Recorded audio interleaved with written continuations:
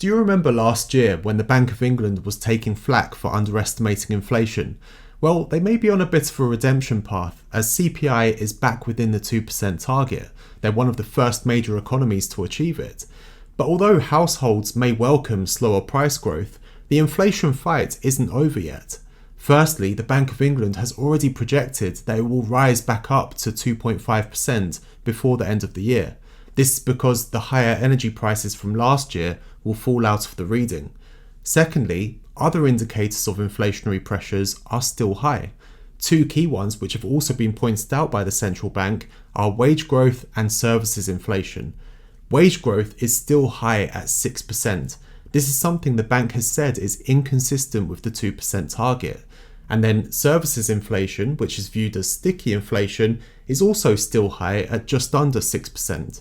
But since the headline figure is down to 2%, it's a pretty good sign to them that inflation is heading in the right direction and a rate cut could be coming in the next meeting.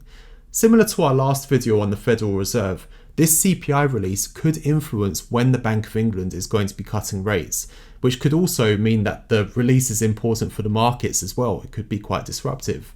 In previous meetings, the Governor of the Bank of England, Andrew Bailey, has been cautious about his wording. He hasn't committed to any cuts, but he also hasn't ruled them out either. If we get another good reading from headline CPI, such as 2% or below, that could encourage them to cut rates.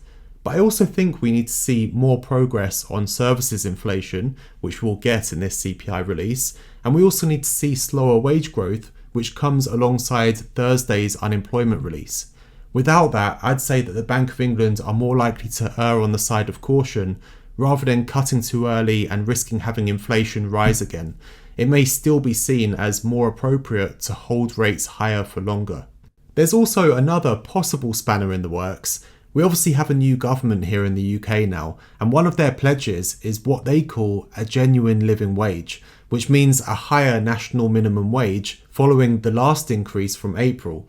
So the central bank has already warned about the previous increase that it could have a bigger impact than expected. If wage growth increases again, that may slow down the progress on inflation and result in higher interest rates for longer.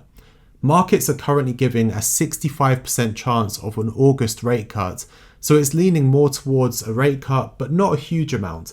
It's still relatively in the balance, and the CPI data this week could therefore have a big impact in the markets.